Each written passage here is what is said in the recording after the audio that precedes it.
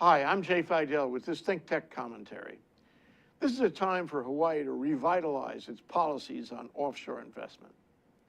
Regrettably, we don't have enough to pay our state retirement system or our $40 billion of unfunded liabilities. We can't fix our airports or roads, we can't finish rail without regressive tax increases, and we can't replace the funding Dan Inouye brought in. Tourism or not, we don't have enough money to grow our economy or build our infrastructure. The odd thing is that we also turn away billions in offshore investments, an extravagance we can hardly afford. Our kids can't find jobs or housing, but we reject deals that could help them. Is this rational? Most recently, we've been breaking our promise on the 30-meter telescope. TMT followed the law and we issued the permit, but we have now stopped them from building. This abrogates the rule of law. The billions that would flow into our economy are held up, and more billions are being scared away. The neighbor islands send cruise ships and wind farms packing. We tell the super ferry, which should have been a state project in the first place, that they can take a bath for $200 million.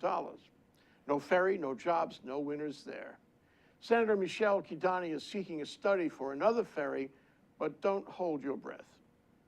After years of criticizing Hawaiian Electric, now we're criticizing NextEra, a hugely successful electric utility that would spend $4.3 billion to buy HEI. And we're letting 29 interveners do extensive document requests against Hawaiian Electric and NextEra in an 18-month proceeding. Will NextEra hang around? REITs come to Hawaii, invest billions in huge tracts, raise ground rents on small businesses, and send big returns offshore without supporting the community. Sure, we can sell high-end condo units to offshore investor buyers, just as in the bubble of the 1980s. That helps the sellers, but not the economy. It makes housing for local people that much more expensive. Diversification and a new Mahele would be better. We need data to know where we stand on these investments. It's hard to make sense of random reports. We publish data on tourism, but why don't we publish data on offshore investments? Who are the investors and what are they buying? Do they include the Chinese? Can't DBED let us know? Our tech and science companies sputter for lack of capital and incentives.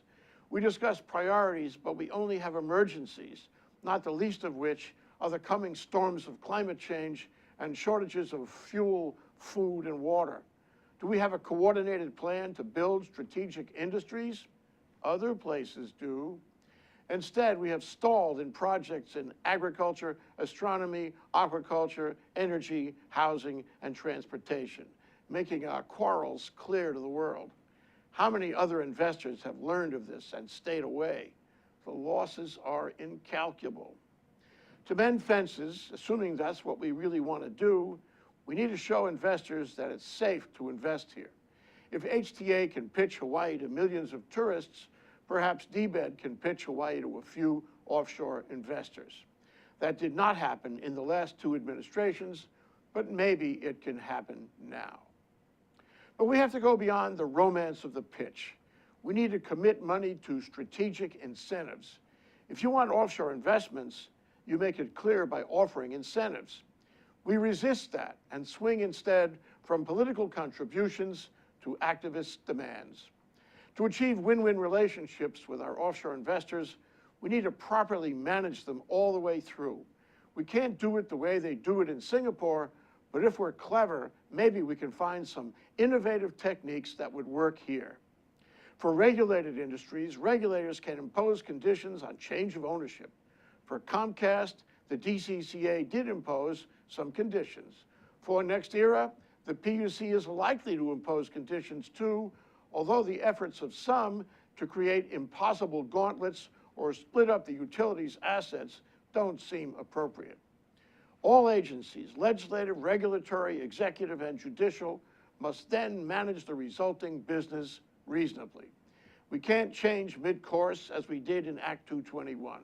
We can't give gubernatorial advice, then sink the company that takes it, as in Superferry. We can't grant permits, then suspend them, as in TMT. Let's be a haven, not a trap, for offshore investors. It's harder to manage unregulated businesses, but we could do friendly jawboning to make offshore investors into good citizens who support our people, culture, and environment. This jawboning could be by the leaders of industry, government, community, and the media. That could provide huge benefits, assuming we want investment in the first place. I'm Jay Fidel with this ThinkTech commentary.